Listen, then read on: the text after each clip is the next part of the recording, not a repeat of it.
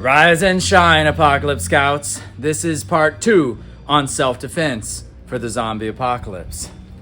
Even if you don't go looking for it, in the zombie apocalypse, trouble might go looking for you. When trouble knocks on your door, are you ready to knock back? Welcome to Zombie Fight Club.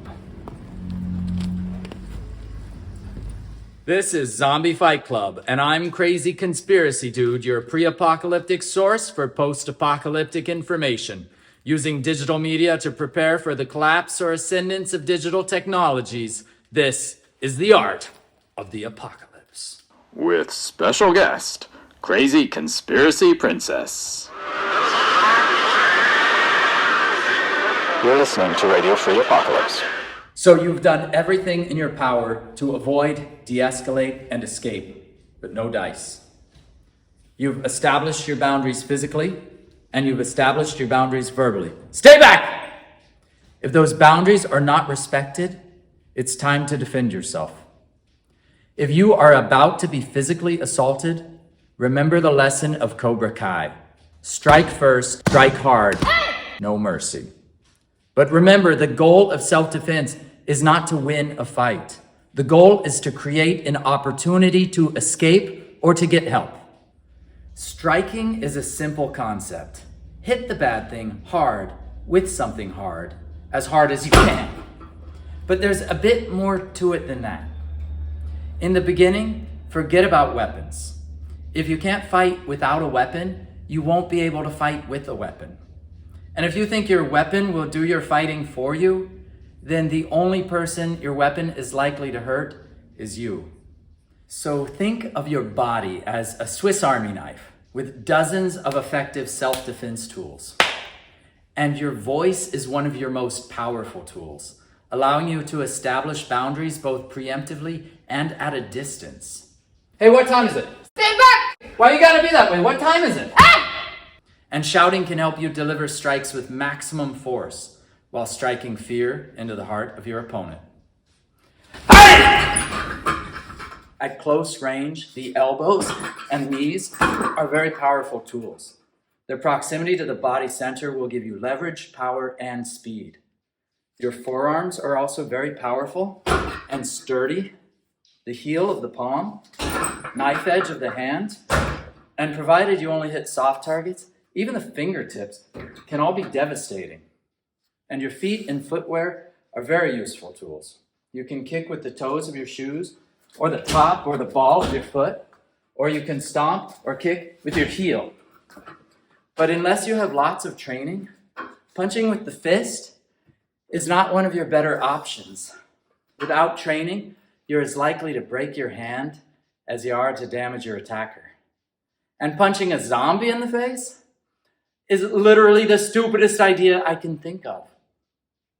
The fist, however, can be used very effectively as a hammer. When striking, keep these 3 rules in mind. Rule 1, the shortest distance between 2 points is a straight line. So don't swing your strikes in a big arc, and don't wind up before you strike. Just strike in a straight line from A to B. Rule 2, try not to hit with just your arms or kick with just your legs, but keep your elbows and knees in and strike with the force of your whole body. Rule 3, it is vital that you don't punch to the target, but rather through the target. Aim your strikes at a spot at least a few inches behind the thing you're trying to hit. Which parts of your attacker you should target depends very much on whether they are living or undead. For the living male, obviously, nothing beats a foot or knee to the groin, or to use the technical term, nards. And if your attacker doubles over in pain, follow up with a knee to the face and an elbow to the head or neck. For zombies, attack the brain. This means that any attack which targets the skull, spinal cord, eyes, or blood flow to the brain should be effective against a zombie. That said, a zombie with 2 broken legs still poses much less of a threat.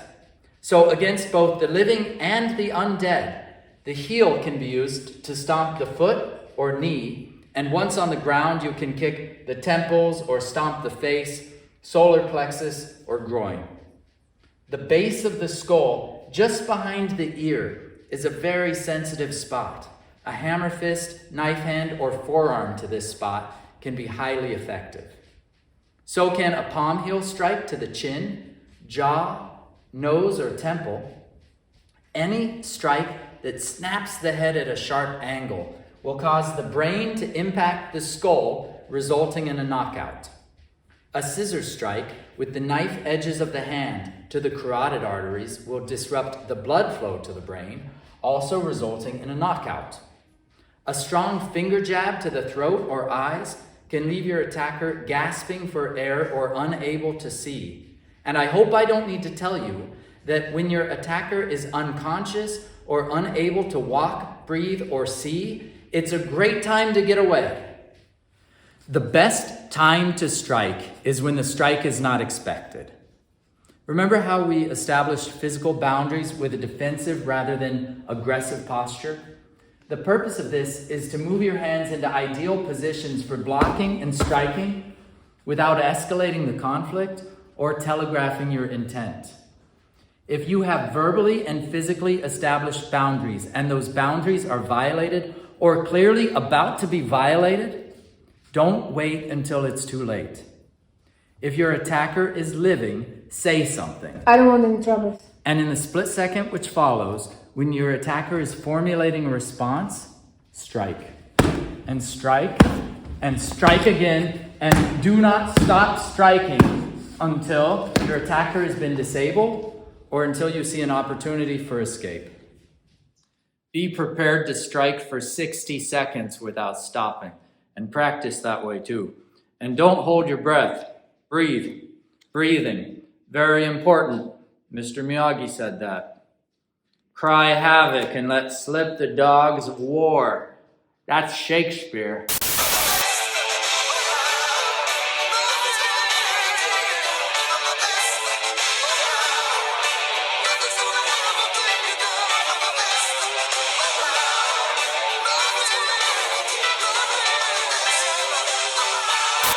And once you've had some practice striking with your body, adding a weapon like a tactical flashlight or a frying pan or a rolled up magazine, stab, don't slash, can make you that much more effective. Next time we'll talk about your options if a zombie gets a hold of you and doesn't want to let go. But that's all for today, Apocalypse Scouts.